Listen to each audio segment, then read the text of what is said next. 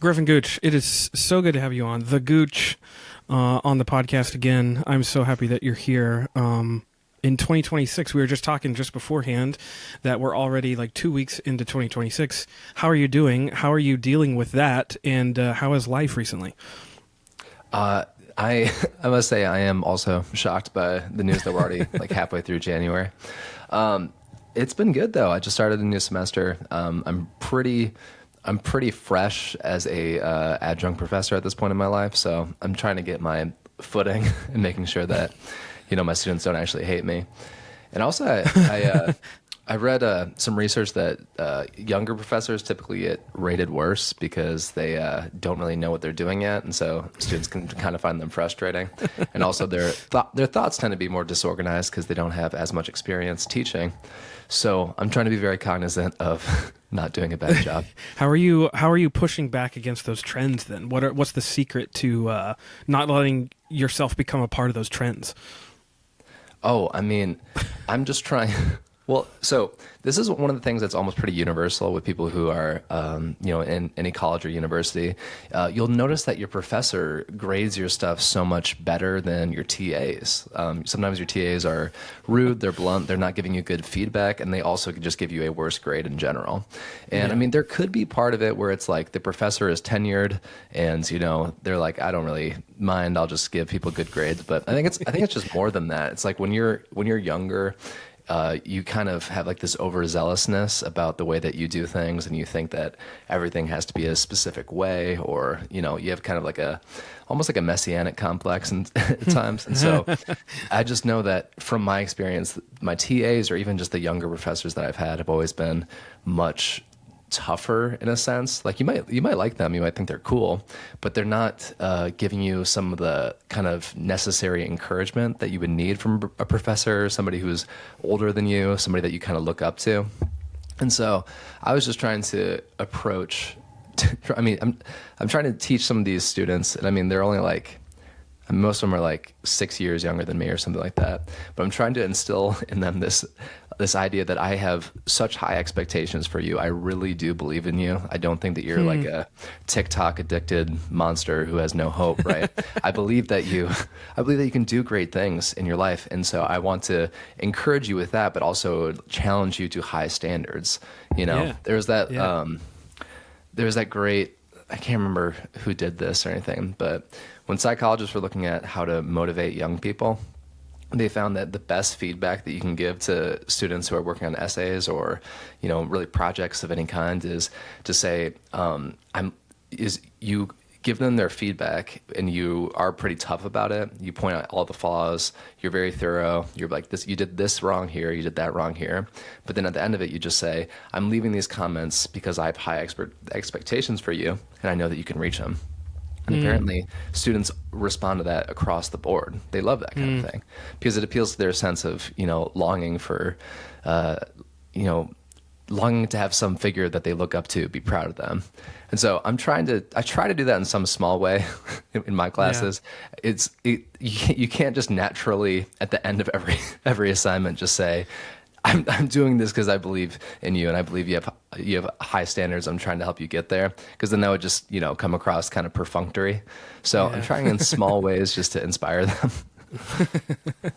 That's great, Griffin. I'm glad to hear that. And I think what is standing out to me, at least while we were just chatting about that, is like I would be on the younger side of pastoral ministry. You are perhaps on the younger side of academic professorship. What are some ways, like I kind of feel that pressure sometimes as like a younger guy in ministry and reading, Paul talking to Timothy, don't let anyone despise your youth. How is some of those similar things in your context of being in the academic world? Like, how have you tried to not let people look down on your youth, so to speak, if I can say it that way? Does that make sense what I'm trying to ask you? Hopefully it does. Oh, man. Yeah, well, I mean, it really does kind of depend on the context that you're coming from. And also, I will say, like, for a pastor, you are extremely young. I don't know what it is about. I don't know if you listen to the Mere Fidelity podcast, but they were talking about heard this. Of it, but I haven't listened to it. Yeah, it's like an extension of Mere Orthodoxy, the publication. And they had this episode on ambition, and the guys on the podcast were talking about how they noticed that it was just so odd that there's not many young people who are striving to become like head pastors or plan a church or anything anymore. Whereas like 20 years ago, you had so many young guys who were basically like biting at the reins to try to start it off. And so after I respond, I'm curious about that for you. Like, you know, Sure. what was different about, you know, you that kind of, because I mean, I'm gonna be honest, I work with so many people in ministry. I go to school with tons of kids that are interested in going to ministry, and then I teach a lot of kids that are, you know, going to into ministry. But I don't see a lot of that interest in like, oh, let me actually like, plan a church, or let me lead this organization, or things along those lines. It's more like I'll do something like off to the side. I might, you know, kind of just try to be like, you know, an interim pastor, like worship leader, or anything. But anyways, I probably should have given you that question after I answered your part of the question. But I would say it. I would say for me, you kind of really do just have to meet people in the context that they're coming from. For the most part, in my academic experience, I've been blessed with people who are not put off by young people, that are not, you know, worried that this young person is going to like come up and take their job or anything, which is not really what it's not really what I was planning to do for them in the first place. But there is, so when you have people like that, I mean, it's wonderful. You guys can just bond. You can have fun conversations. There's no like status fighting or anything like that. Because there are times when you do meet somebody who's a little bit older and they're very standoffish. They're like, oh, well, you haven't read all of St. Thomas's Summa Theologica, and so I suggest you stay out of this conversation or something like that.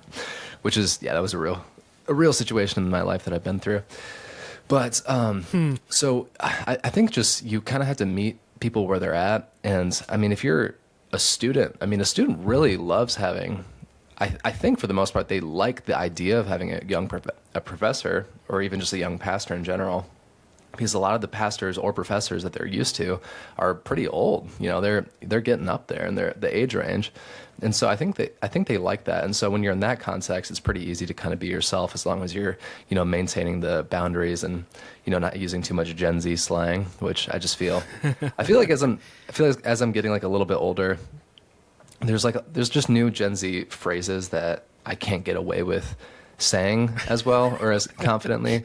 Like everybody this year. Have you tried to work any in your lectures yet? I have. Sometimes it goes well, but then other times I'm just worried that I'm becoming kind of corny. And that's what the Gen Zs call an UNC, like UNC, is somebody who's trying to employ Gen Z slang, but they're too old to make it work. So I am worried about that. But anyways, the more I learn about Gen Z slang, the more I'm starting to feel like that Clint Eastwood meme from whatever that movie was, where he's just like, you know, scowling. I don't know what half of it means, but anyways, that's just making me feel really old sometimes. Maybe I don't keep up with the trends enough, but anyways, keep going.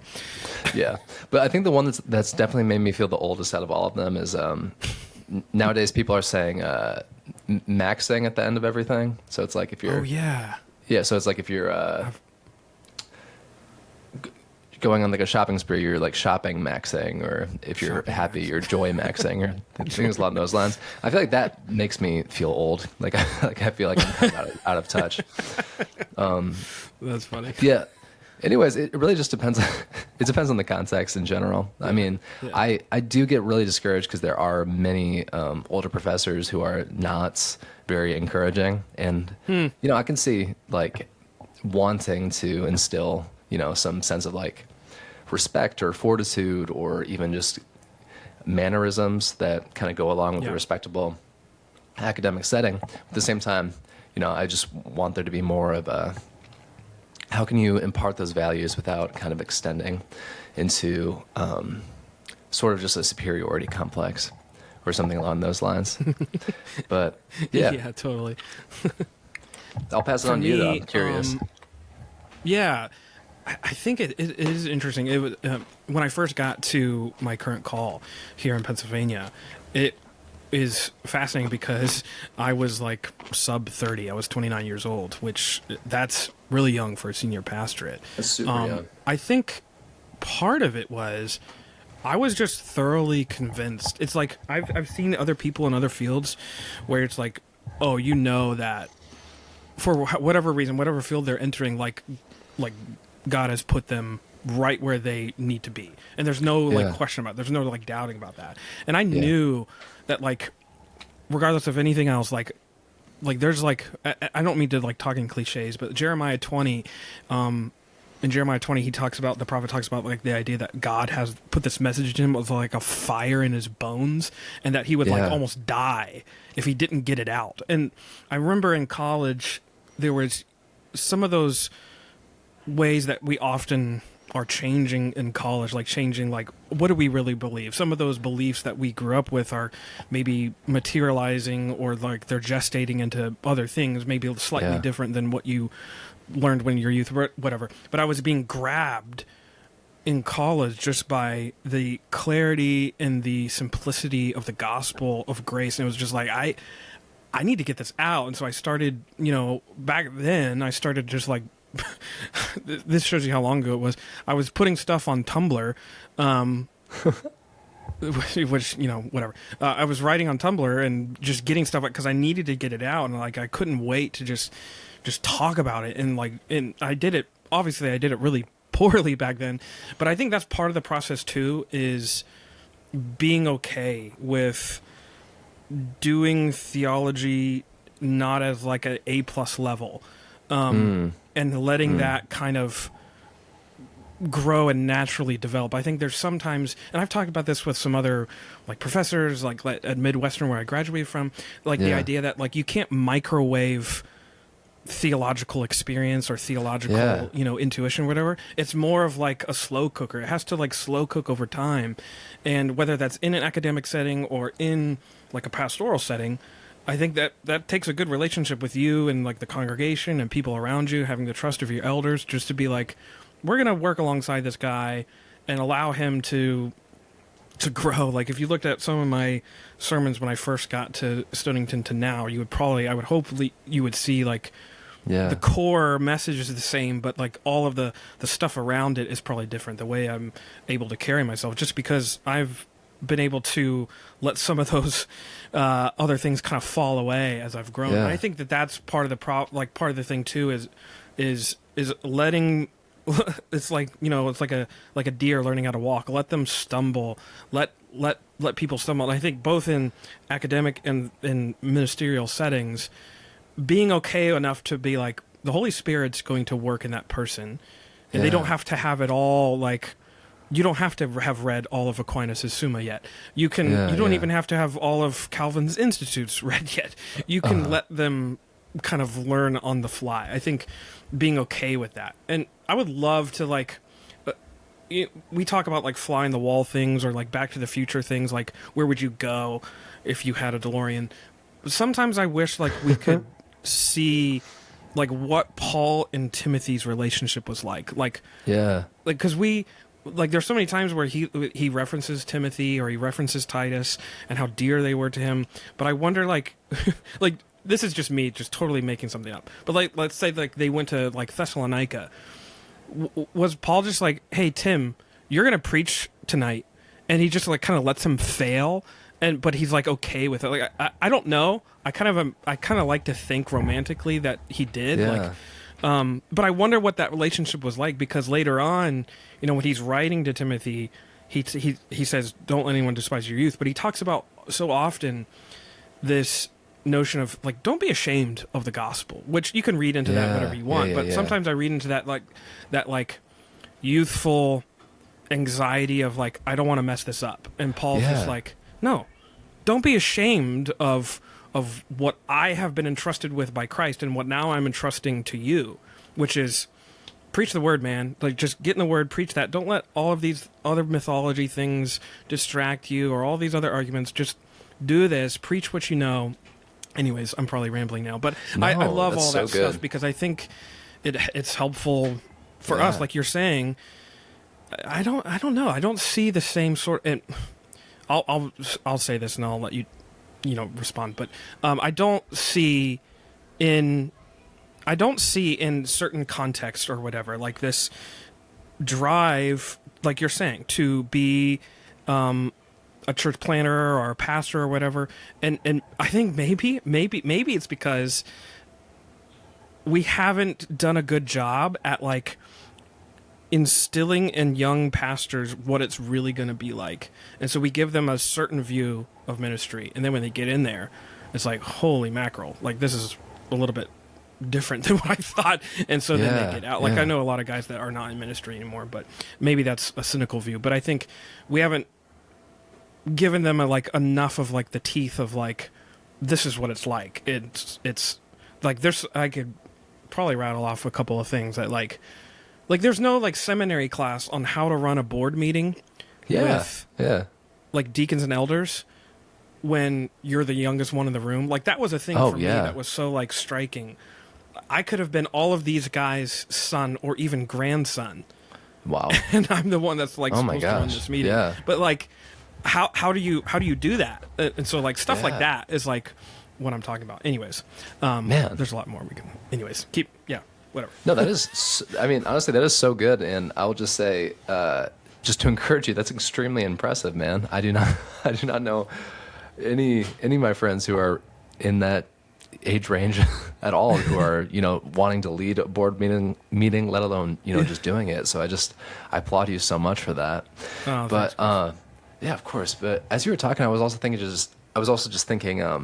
There's a lot of issues with social perfectionism within young people right now, where it's almost like if you're talking about clinical perfectionism, it more has to do with making sure that everything in your house like looks perfect, that everything is like a certain way. Like if you're working on a project, it has to be a very specific way. But social perfectionism is more of just that.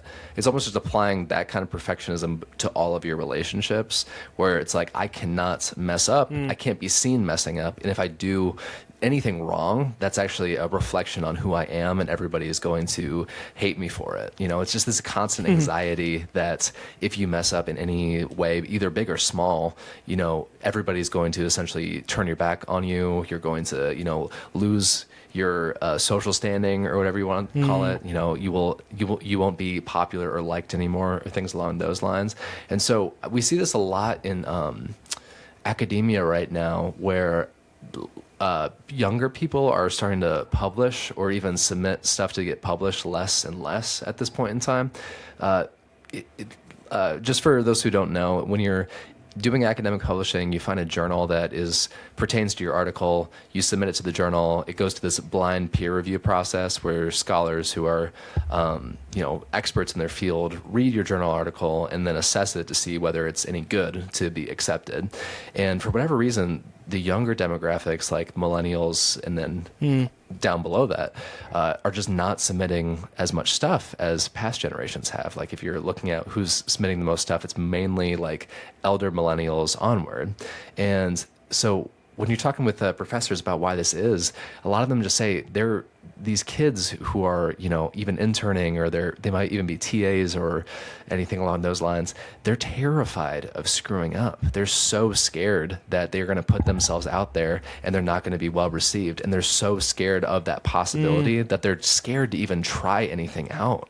And so there's this one lady who runs this psychological lab, and she was just telling one of her friends in this interview that she can't get her students who are PhD candidates to actually run their tests. They're kind of just stuck in this pattern of like, oh, I'll just stay in school, I'll just figure things out, and then when I have a good idea, then I'll start testing stuff, which is not how it works in really any field, or even as you're describing being a pastor. You can't just have that mindset of, oh, I'll just learn more and more about being a pastor, but I'm never actually going to try to put that into practice. I'm never going to sit in a board meeting. I'm never going to actually do it.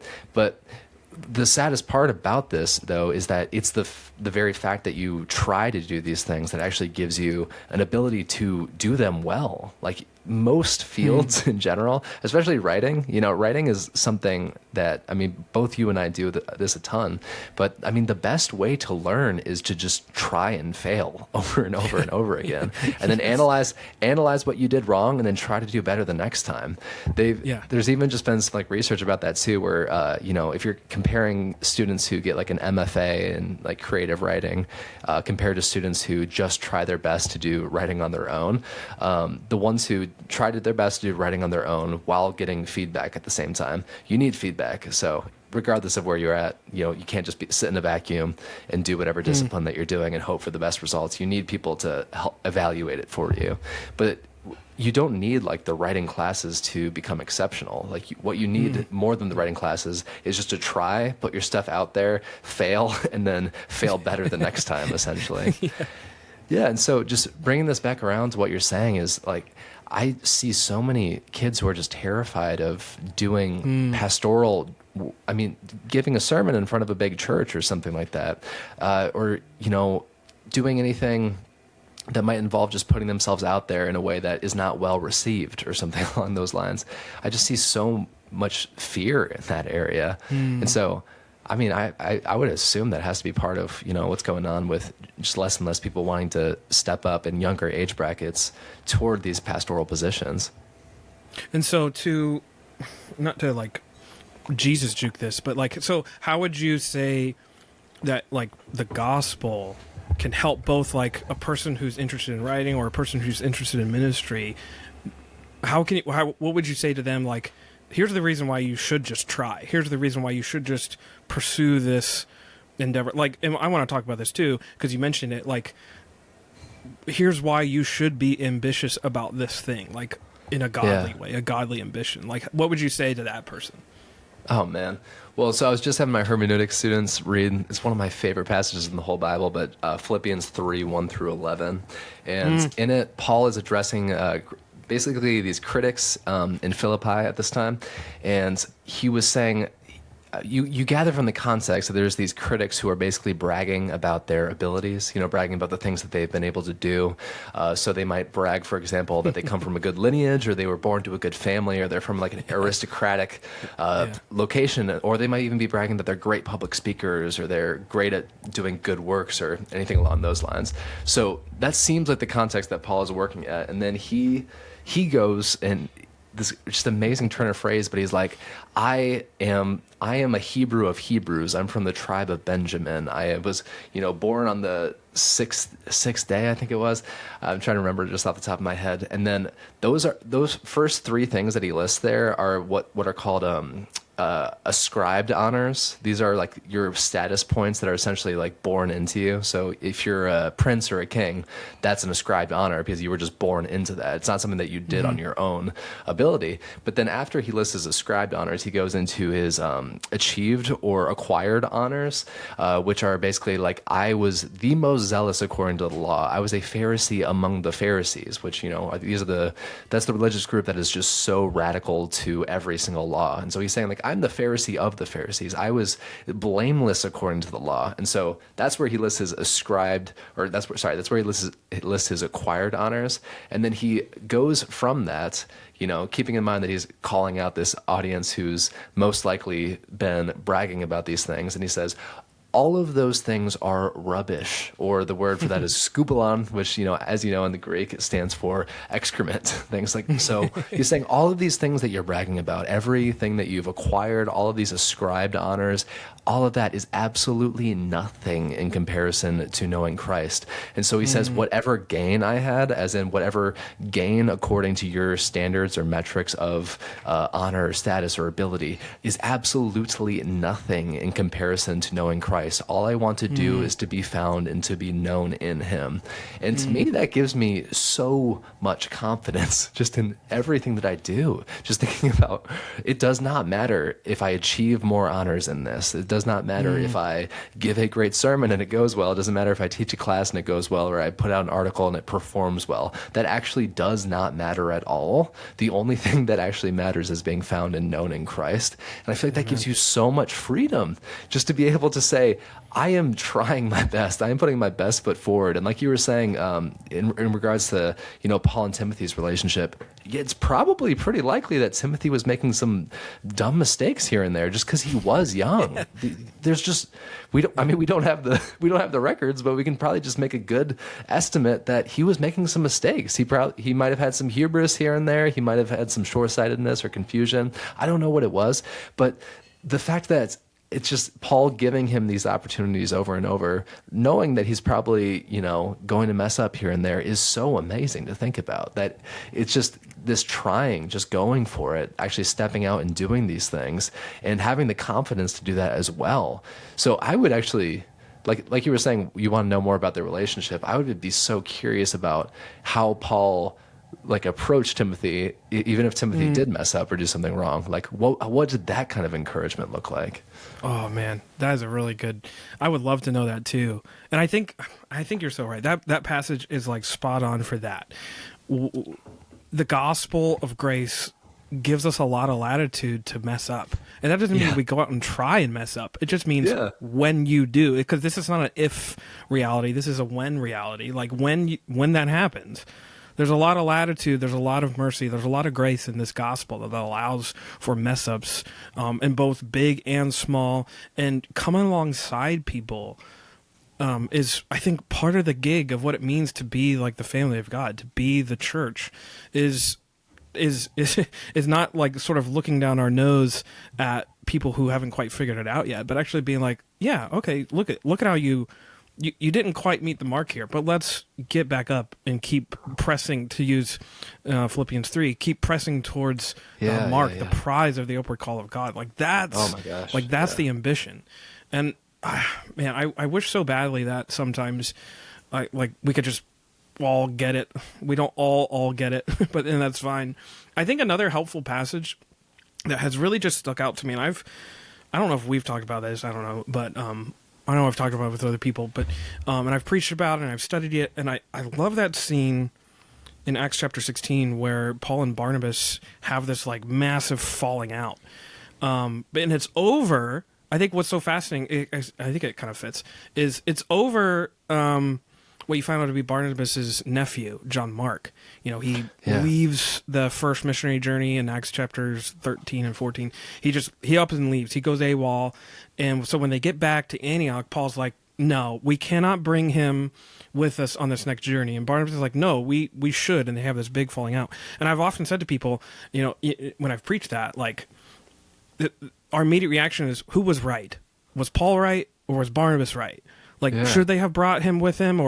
And the point is, like I've explained to people, and this is the hard part to realize, they both were right. And it's actually a good thing that they kind of went their separate ways, because then we get the book of Galatians. And then we don't know what really happens with Barnabas, but church history says I think he went to Crete or, anyways, he went somewhere in the Mediterranean. But regardless, it's fascinating because I like, you can understand Barnabas's point. Like, this young guy, he messed up, but we need to bring him with us because he, that's going to be how he learns. And like, you can sense Barnabas's heart. This is why he's called the encourager, right? Like, this is why he kind of has that reputation, that nickname. You can kind of sense that. That's why I like that part of Barnabas's legacy, is that he was adamant that John Mark go with him. Because this is how young people learn. And I think that is what I wish, and this is not to like denigrate Paul. Paul obviously had his own reasons, and we can go into that, but it's just to say that like we're both right. And I think that Barnabas attitude is what I wish that like we could all have, like for students, for young people in ministry, like go out, press towards the upward call of God, and maybe you're going to fail, but guess what? There's a lot of latitude in the gospel for failures, and we can kind of like keep prodding you along as you go. So anyways, that's that's a great one. No, I love that one. That's actually an exceptional one. I would never have thought of that, but that actually makes so much sense. That's one of my favorite scenes. It's so it's so pregnant with like such rich themes, and like we can go into like kind of what you're teaching about, which would be fun because in Acts 15, like, so I'll just this is how I've interpreted Paul's reasoning, not to just beat a dead horse, but like, I think Paul, if you look at Acts 15, like what's right before that, it's the Jerusalem Council, which is talking about justification, how are sinners justified, especially those who are outside the covenant community, right? Like Gentiles, how are they justified? And they come down to the fact, like, yeah, it's not keeping the laws of Judaism, it's faith, that's how they're justified. And that's when, like, right after, I think Paul's reasoning was, like, this is so important, like, and if you do how I understand the timeline is, like, right before the Jerusalem Council in, like, 48, you have Paul writing Galatians. So, like, that's, like, a letter that precedes Jerusalem Council, and then, Paul's calling out Peter because Peter's messing up, and he's like, I'm not going to eat with Gentiles now, and Paul's, like, calling him out to his face, and he's like, what are you doing? You're screwing with the gospel. And I think Paul's reasoning for not taking John Mark is, this was such an important moment for the church. He doesn't want distractions. Like, yeah. I cannot be worried about John Mark going AWOL again when we are going to go back to, like, because they go back to the same churches in Acts 16. They go back to the same churches from the first missionary journey, and they're reconfirming the apostles' doctrine. So they're re-preaching the gospel of justification by faith. And it's almost like he wants to get rid of the whole, like, Judaizing incursion, and he wants to focus on that. And I think so you can understand Paul's sentiment, and you can also understand Barnabas's sentiment. Yeah. And I think that's what's so hopeful about that scene is that I think they're both right. Anyways, I'll stop preaching to you. No, dude, that is so good. I love that a lot. I've never thought about that passage in that way, but it's amazing. So you're teaching this semester on, well, a bunch of stuff, like you were telling me off air, but, like, one of those ones that really, like, stuck out to me is, like, church history, Reformation stuff. Like, talk about that. Like, what is something that you're hoping that you can have your students sort of grasp from that era of history that maybe they weren't expecting, or maybe that you that you weren't expecting at first as you've, like, really digested that era of church history? Oh, yeah, that's a great question. So every year I go through just basic, like, textbooks about church history, just trying to refresh myself, but then I'll try to add a few more to try to get a little bit more of a background in it. And so this is the first time I've ever gone through this book called Reformation as Renewal by Matthew Barrett. It is, have you heard this one? I haven't read the book, but I've read bits of it, and I had a class with Barrett at Midwestern. Oh, that's so cool. Oh my gosh, he's amazingly intelligent. Really it's like it's 900-page book or something, and it is so dense. Like, it is insanely like out of many of the books I've seen, I'm like, this might be one of the best research books that I've even come across.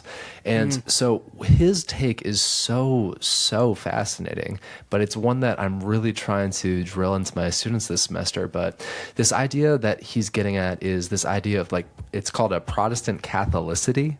So Catholic as meaning universality. So, if you look at the early creeds, like Nicene Creed, it talks about the one holy Catholic Church, not meaning as in the Roman Catholic sect of Christianity, but just talking about as in one universal church, right? Yes. And so when Matthew Barrett is writing this book called Reformation as Renewal, he's tackling this idea that Protestantism was actually a break from Catholicity. Because when you're reading, not even just church history books, but history books in general, a lot of what it describes the Reformation as is this break, this almost like apostasy from the Catholic Church that starts its own branch.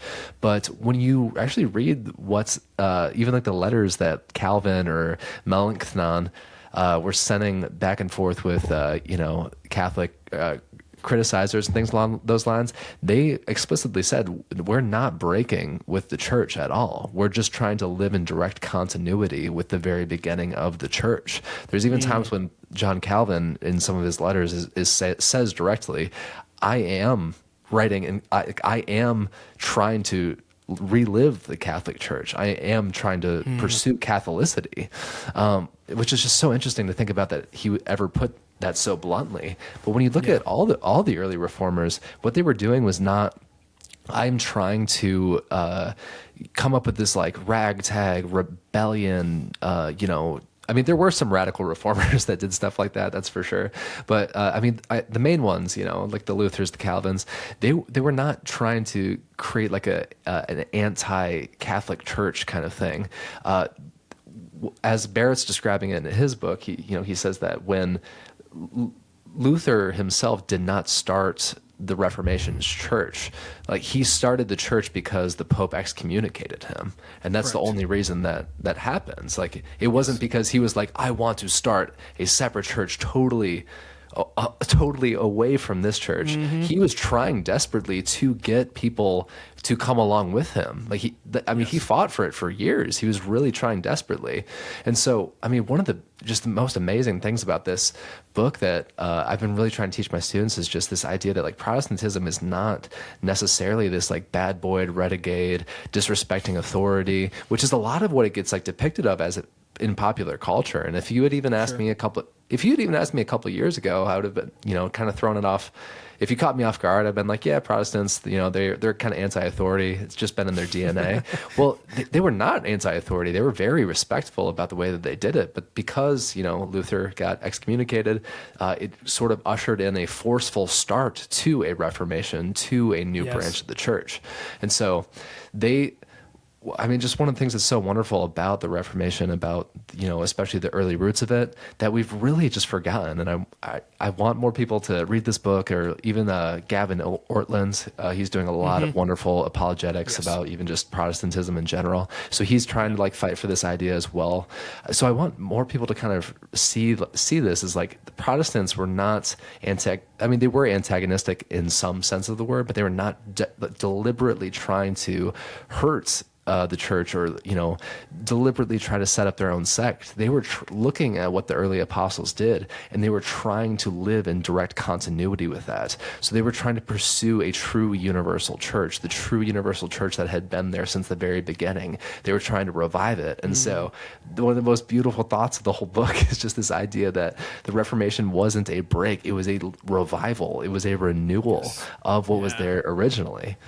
Yeah, and also, sorry if there's any Catholic listeners. I feel like we probably lost them all at this point, but you are so loved. You are still loved. But I love that I love what you're talking about. I love that moment. I've often thought about that, and I think that's so like helpful for understanding the Reformation itself. It wasn't, like you're saying, this radical rebellion at its heart. It was actually this love of the church. That's what like I love the image, because I think that the thing that people I think sometimes gets lost in the shuffle sometimes is like it was the reformers and they just loved this idea of grace and they're just preaching it. Yes, but actually what's underneath that is that the reformers were actually just very staunchly committed to God's word above everything. Like they were committed to the creeds, of course, but they were like, this is where the whole idea of sola scriptura comes out of. Like, no, like this is what we're gonna base it on. And I think like the thing that always hits me is that the Reformation is born out of this revival of biblical literacy. Like why is Luther this like figure that he is for the Reformation? Well, it's because he was a monk who had access to reading the scriptures in the Vatican, and he's reading them, and as he's reading them, he's finding all of the ways that the Roman Curia and what he's reading are diverging. And so now he's suddenly like, I don't know what to do with this. And so like we always think of like the Reformation starting in 1517. Sure, maybe. And we have that, image of him nailing this thing to the door, maybe or maybe not. But like what's interesting to note is like that was just a normal thing. It was like putting stuff on a bulletin board. I have 95 questions about how how my church leaders are justifying this when based on what I'm reading. It's like a normal thing in the academic world back then. The Reformation maybe didn't even start proper, if you want to say that way, until the Diet of Worms a couple of years later, when finally what you're talking about, he's excommunicated, and it's kind of like they shoved him into that, because they're like, you gotta recant what you're preaching, what you're writing, and Luther's like, no, this is the word of God. Those awesome words, like, my conscience is captive to the word of God. Oh, So I'm yeah, not going to, like, yeah. recant that. And that's what's so fascinating about that era of history, because it comes back. And, like, this is why, like, even in my context, I am so passionate about people, folks in churches. Like, one of my passions is trying to elevate biblical literacy. Like, what does the Bible actually say, and what is it Yeah. for? What is the Bible actually for? What is it supposed to tell you? What's its message? Why do we Yeah. have the books that we have? Why don't we have the Apocrypha? Why did we throw those out? Why don't we consider those canon? And why do we have certain histories versus not, and why do we have the canon laid out as we do? Well, there's a reason for that. Like, the Bible is not a historical book, even though it has history. The Bible is not an ethical book, even though it teaches ethics, so on and so forth. The Bible is a book of revelation, and it's meant to reveal not things to you. It's meant to reveal a person to you. Like, this is what it's all for. And so, Yeah. and you can see all of the reformers, like Calvin, Luther, Zwingli, all these other guys. That's what they're realizing, is like, this is all. It all comes back to Christ. And so that biblical literacy is what drove them, unfortunately, to break, you could say, because then that leads, I've talked about those other people. Like, what's so fascinating is, like, the era after the Reformation and the era of, like, that Protestantism is that era of, like, the Enlightenment, when just, like, things just, like, ballooned. And that's when you have all of those different denominations that are born out of that, which aren't always a good thing. And that's where, some of our Catholic friends would be like, see, you broke up the church, you ruined it. Well, some people ruined it, maybe. I don't know. But it's because Calvin and Luther couldn't agree on communion. I don't know. But it's just fascinating to me. I think the thing that I would always want to get across to people is, like, the Reformation is about biblical literacy. I think it's also about the doctrine of assurance. I think that's it too. But anyways, I love that era. That era is so. No. I think it's so fascinating. I think it's so important, and I think there's a reason why Ortland and Barrett and others, and I would even, like, very humbly include myself in that. I love Reformation history, and I want to talk about it. I will happily talk about it all the time, because it is so full. I'm going to use this description again. It is so pregnant with things that we need to digest even now. And I still think we're, like, it's kind of like, I consider it like the ocean. I think I looked it up the other day because my kids were asking me, like, how much of the ocean have we explored? And according to Google AI, which, whatever, the Google AI search result, well, like, we've explored roughly 3% of the ocean. Like, there's like 80 something % of the ocean floor that we haven't even mapped. That's kind of like Reformation history to me. It's so deep. We haven't understood all of the tendrils and ways in which it has affected history after it, that I think that's why it's relevant now, even 500 odd years later. I think that's why we can study it and find so much to benefit from it. Yeah, and just even like preparing for this, trying to give them like a roadmap to the Reformation and things that were happening. There was just so much in the water that was just kind of been brewing for hundreds of years before that. You had like the Brethren of Common Life and Jan Hus and stuff along those lines. I actually don't know if I'm saying those names right, but it's an extremely, extremely misunderstood point in history that you'll hear misinterpreted from people from all varieties of thought. I mean, regardless of where you're at, like secular, religious, anywhere really. I just hear a lot of misunderstanding of it, but there's so much beauty in it when you actually like look at it and see what was in there and kind of try to unearth it for what it was. And I mean, especially, if you read Calvin and Luther for what they were, all the criticisms about cheap grace and things along those lines just were not founded. That's just a horrible reading of early Protestants that were just not. It just doesn't hold up to scrutiny. But it's just it's kind of like that idea where. Charles Darwin, he obviously came up with Darwinism and things along those lines. And at first it wasn't meant to be like an atheistic stance or whatsoever. And he has a few critics for the first edition of his on the Origin of Species. They were saying like, oh, this kind of makes it seem like you're going towards in a more atheistic direction. And then in the preface of the second edition of On the Origin of Species, he wrote, and all this is made possible by the creator. And and what's so interesting about that is like he was not a fiery atheist that was trying to, convince everybody that God wasn't real and that Genesis is completely false. Like that was never his aim. But the way that the whole culture received it over the next few hundred years, like what you would call like reception history, the way that the culture received Charles Darwin was that, oh, he's this huge atheist that was trying to he was trying to be like Friedrich Nietzsche and say God is dead. Here's the proof. Look at all this science. That was never his intention, But the fact that like people thought that, it's now just swimming in the water so much that it's just a natural assumption. And so I would say the same thing about the Reformation is like the misunderstandings of it have almost become more prominent than what they were actually standing for. And so when we think about that, it's like the reception history of the Reformation is what gives it mainly the bad rap. And obviously you had some the radical reformers and stuff not doing some great things here and there. But in general, when you're looking at just like the initial movement, what was going on in the hearts of those guys, or what it seems like was going on with the hearts of those guys, there was just a lot of beauty. Yeah, I think trying to understand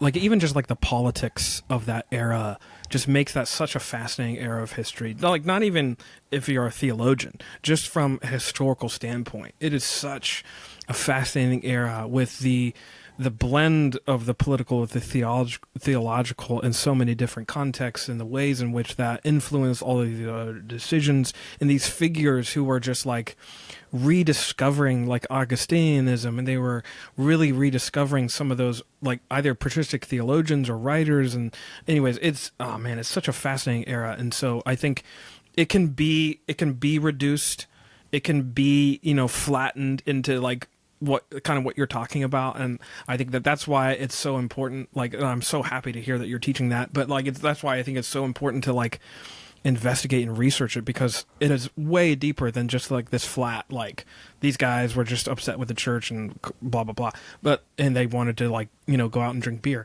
But no, it was it was way deeper than that.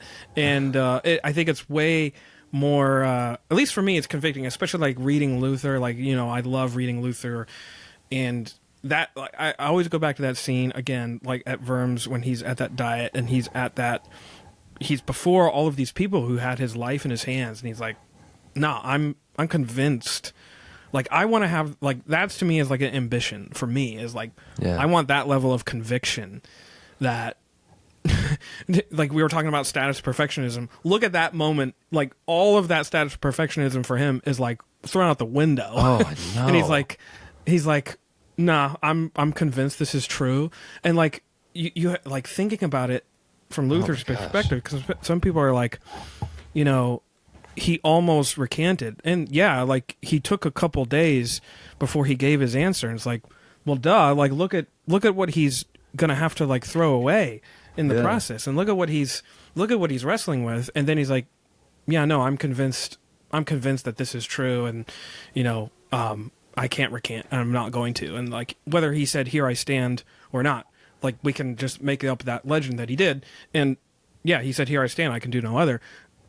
That's what I think I want to be known for. Like, oh my goodness, no matter what, that's what I want to. That's what I want to aspire to. So, anyways, we're bringing both those conversations together. Yeah, no, absolutely. I mean, that's an amazing connection. But yeah, I mean, it seems like the Christians that just do the most for history are the people who learn how to love their enemies, and then the people who can actually just not go along with the social flow of the culture, can actually just resist that. So, I mean, even just framed in that way is absolutely insane. So just trying to imagine, you're at the diet of Worms, and you have this decision coming up. You have a few days in between just what is going on in your head in that meantime. It would be so much easier just to, I don't know. There's just so many times in my life where I feel like I'm like, oh, let me just take the easy way out. Like, I don't want to get flack on social media or something like that, which is just such a way lamer thing to be concerned about. But you don't want to be ratioed on Twitter. Yeah. Yeah, exactly. So, I mean, that is just so laudable. And that's just something that I feel like we just need to kind of revive and stuff.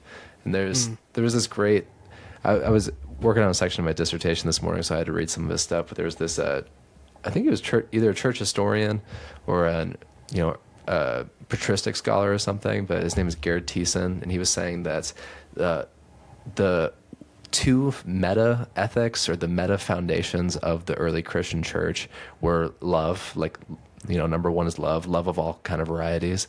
And the second one was a total disintegration of caring about your social status, essentially.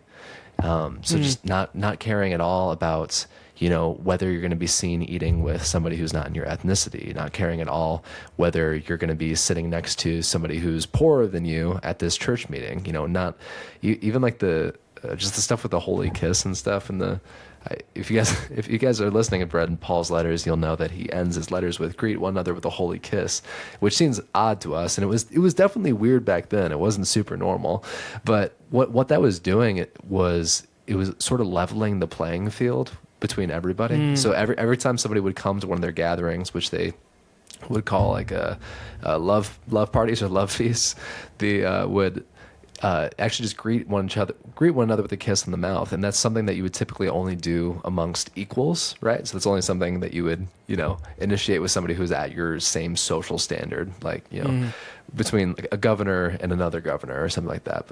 But for somebody of high prominence, like you had a lot of early Christians who were very rich and prominent, like you had Erasmus and stuff like that, who has an interesting history.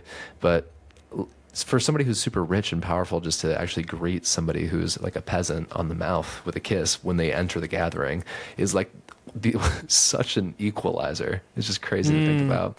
And so this scholar was just saying that the early church took that so seriously, just this idea that we will not be concerned with what other people think about us. We will do what we think is right in the eyes of Christ, and we will live that way. Like, it was just so blatant. And like almost everything that they did, they were like, we are not going to be concerned about social pressure. We're going just to live the way of Christ.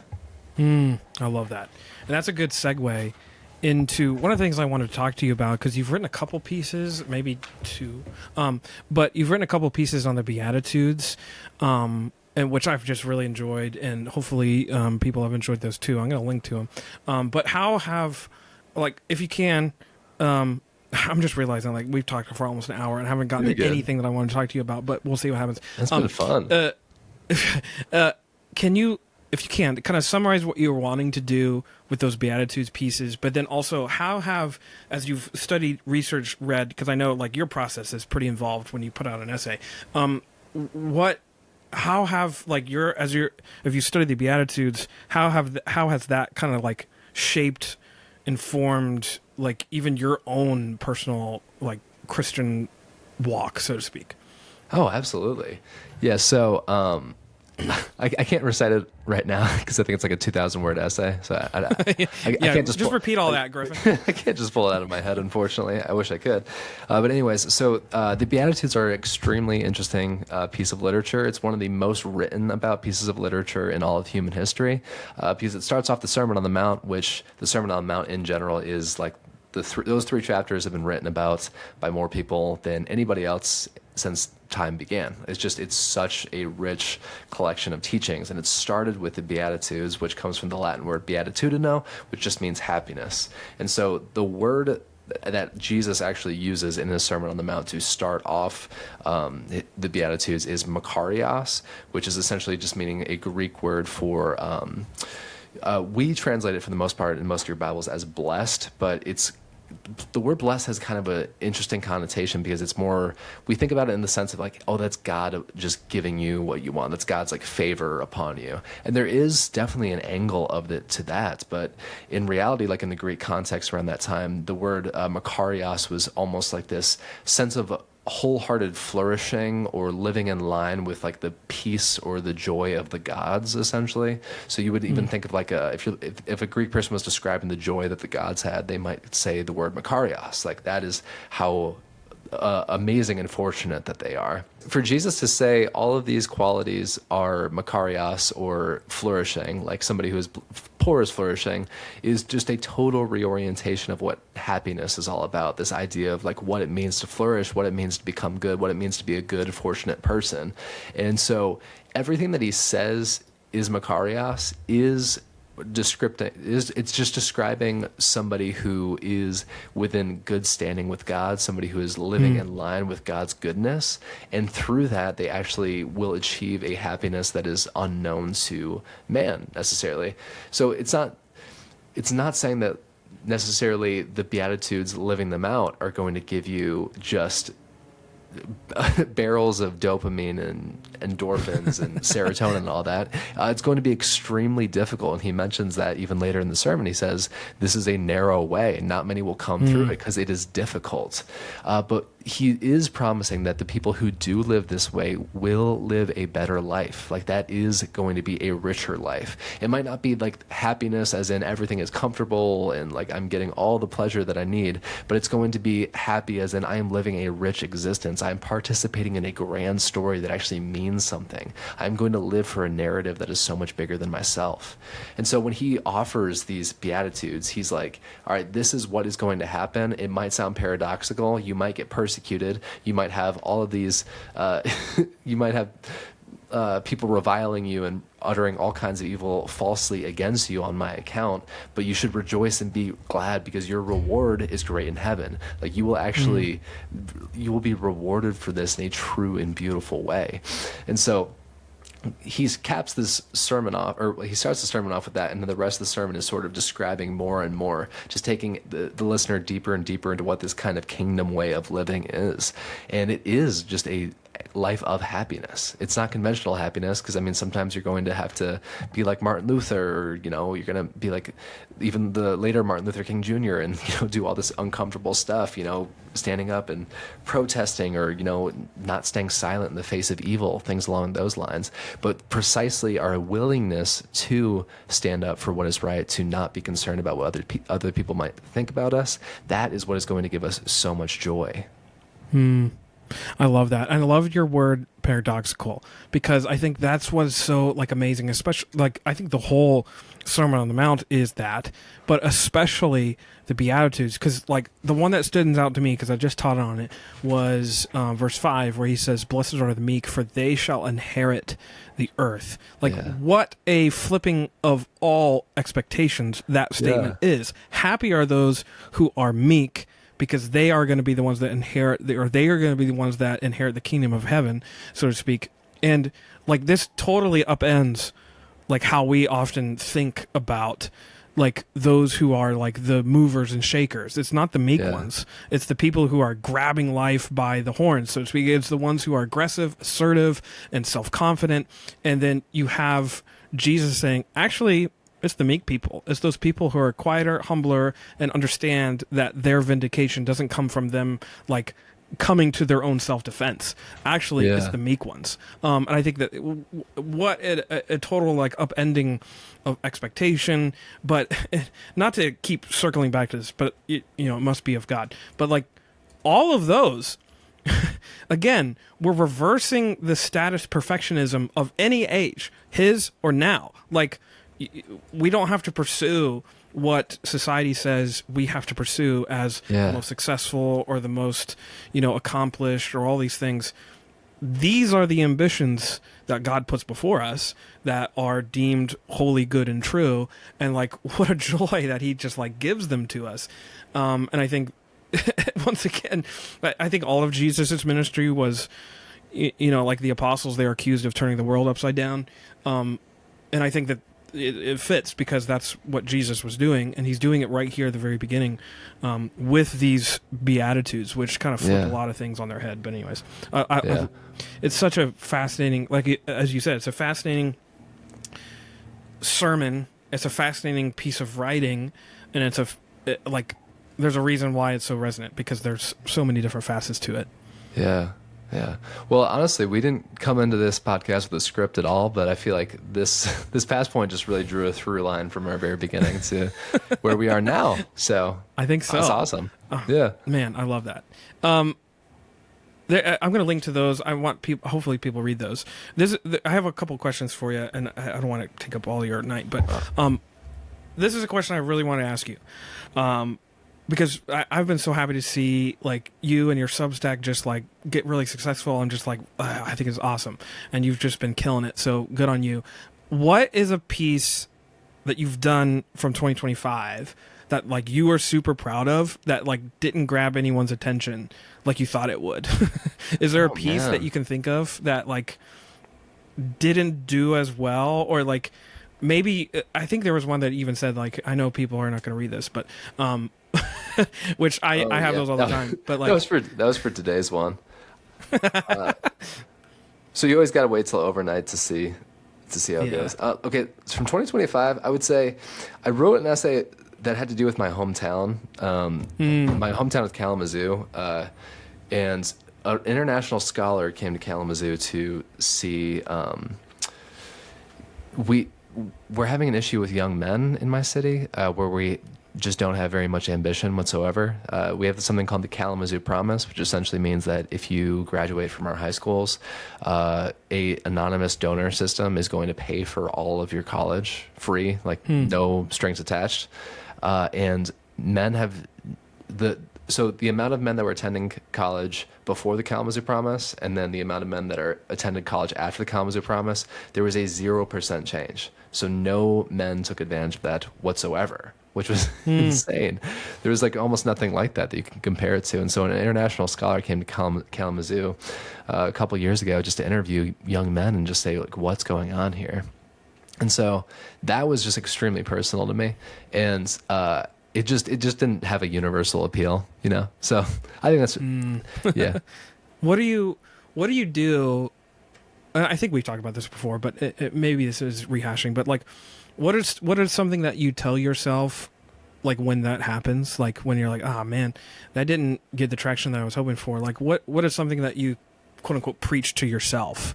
Like when you can kind of see that unfolding in real time. Oh man, well, it sounds super cliche, but just this idea of thinking about just works righteousness, you know, because I mean, there's been times where I'm like, I mean, so I teach and I'm doing my PhD, but honestly, writing is one of the things that I feel most passionate about, and so that's where I find a lot of my emotion gets kind of like sucked up into, and so it's a little bit cliche, but I just noticed that if I'm ever feeling like sad because a piece is not performing very well or an article is not performing as well as I had hoped or something like that, like I just have to remember like that's just me just trying to decide my worth based off of performance, which is, you know, I try my absolute best in what I do. And it gets to a point almost where it's like, there is nothing more that you could do. Like this article is just what it is. I'm sure, you know, you could have other friends come in and edit it, and sometimes I'll, you know, ask for some help in that area too. But there just usually comes a point where it's like, there's nothing else I can do. I tried my best. I gave it my all.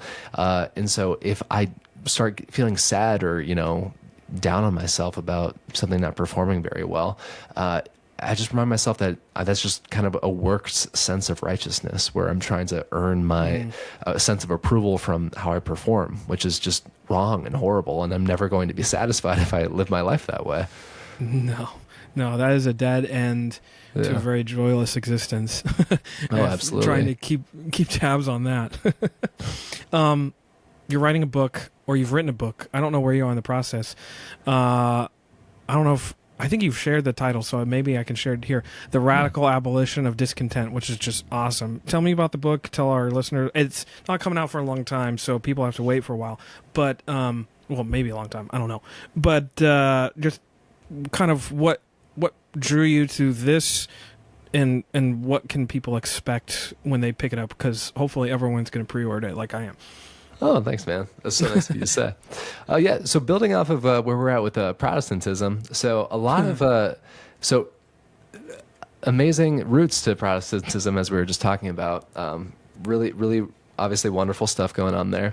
But somewhere in the past century, we've kind of lost this idea that we're allowed to be happy, essentially. That, you know, even though we will not experience perfect happiness until the eschaton or until, you know, life after death, that we can be egregiously, amazingly happy in this present life. Like we have so much access to that. We can, every pleasure that we experience, we can then bring that into our communion with God, and the pleasure is amplified. You know, every time we do something, our work, we can, you know, see it as an extension of what God has called us to. Every time we're trying to learn or do something or experience or travel, like all of these things and these experiences, we kind of tend to compartmentalize them from our life with God, you know, trying to say like certain things might be more spiritual, other things are more secular. But in reality, you know, all of these beautiful things that God has blessed us with should just be brought into our relationship with Him, and then it can just be amplified from there. And so the book is just generally attacking some of these kind of ideas that Christians aren't allowed to be happy, that, you know, happiness is selfish or wrong or things along those lines, and just kind of trying to establish there's been so much history within the Christian tradition. I mean, Augustine was the most famous name who first started talking about it, but I mean, it dated back to the early apostles, and even Justin Martyr, who was like one of the very first theologians who ever started doing work. But there was just this idea that, you know, happiness is this answer to the universal longing in the human heart to be content. You know, every human, no matter who you are, we all desire contentment. We make our decisions essentially based around what we think is going to make us most happy. And so what the early apostles, and especially Augustine, picked up on this a lot, is that the human hunger for happiness is only satiated or answered by God, by the way of life that Jesus gave to us. And so even if we want to connect it back to the Beatitudes that we were just talking about, picture like Jesus just sitting on side of a hill and saying that word Makarios. He's saying like, hey, I'm assuming every single one of you wants to be truly deeply happy, but you're not happy. Well, here's why. Let me tell you what actually makes somebody blessed, happy, or flourish. And it's these qualities. And then he goes in the Sermon on the Mount. He's like, if you live this way of life, you will be blessed. You will be happy. And so I'm trying to just tie in a lot of that history with a lot of just the theology, and then just a lot of the things that we get wrong, in order to just come up with a more just general level theology of happiness that anybody could pick up. Like I don't want it to be heady. I want just anybody who's interested in like Jesus or trying to follow God just to be able to pick it up and be able to understand it. Oh man, I love that. I love that so much, because I think it's so true that there's like this low level sort of like stoicism within Christianity sometimes, where it's like the more faithful you are, the less happy you are, and the more austere you are about certain things, as if Christians can't laugh, and like we can't have the deepest laughter of all. And I think there's this sermon that I have somewhere, and it probably made Jonathan Edwards like roll over in his grave. But I said, but you know, he has, you know, Edwards' famous sermon is "Sinners in the Hands of an Angry God." I preach a sermon called "Sinners in the Hands of a Happy God." And it comes out of 1 Timothy 1:11, where Paul says, in accordance with the gospel of the glory of the blessed God, with which I have been entrusted. And that word is Makarios, the blessed God, the happy God, which is what a fascinating picture that's great. that Paul has of this. Like he's like, I've been entrusted with this good news that comes from the happy God. Like what a picture that is. But also like that's our faith. That's the church. I think it's Steve Brown, the Key Life Radio guy. He once was talking about the fact that like you will know the redeemed by their laughter. And I think that's like a really good sentiment. Like, and I think that's the point too. Like we don't have to like have like this put on a fake smile sort of veneer, but also like there is so much to be joyful about. And I think, you know, I'm teaching an apologetics class at my church right now, and so obviously we're using 1 Peter 3:15. You know, you're going to make a defense for the hope that is in you, and I think hope is inherently a happy quality. Like it's not like, you know, Pollyanna, pie in the sky, like everything's going to work out in the end, because you can face like difficult realities and still be hopeful. But also there's this happiness that can't be taken away based on circumstances. And I think that is I think is what Christianity gives us. That is what Christ gives us by giving us himself. Yeah, absolutely. I totally agree, man. I just love that stuff. We'll end here. What's something I can't wait to order your book, by the way. So I'm excited for Oh, that. thanks so much. What's something that has surprised you recently? Like something you've read or watched, like a movie, TV show, song. What's something that has like just totally caught you off guard with either how good it is or how bad it is? Oh, sorry. That's kind of broad. Oh my gosh. Let me think. I wrote this book called what was it? Atonements by Ian McEwan, and I was shocked by how sad the ending was. It was horribly sad. Let me think. I was really impressed by this movie called. It's not very appropriate, so I'm sorry for mentioning it on a podcast. But One Battle After Another with Leonardo DiCaprio. I heard it was very good, but I kind of was like, sometimes if you see a movie that gets like 99% on Rotten Tomatoes, sometimes you can kind of be like, okay, like what was this, like all just critics trying to be like a little pretentious and maybe hype up a movie maybe hype up a movie that's a little weird. And then I watched it. I just remember just being like in awe the whole time. I was like, this is so good. So I would say probably those two things. Awesome. Dude, I love it. I appreciate you. Can't wait for all the rest to come out of Reality Theology in 2026. I had so many other questions, but I know you got to run, so I'm happily going to say we'll catch this up on a later date, brother. Thank you for your writing, your friendship, and we'll catch you on another episode. Yeah, thank you so much. I really appreciate you having me on.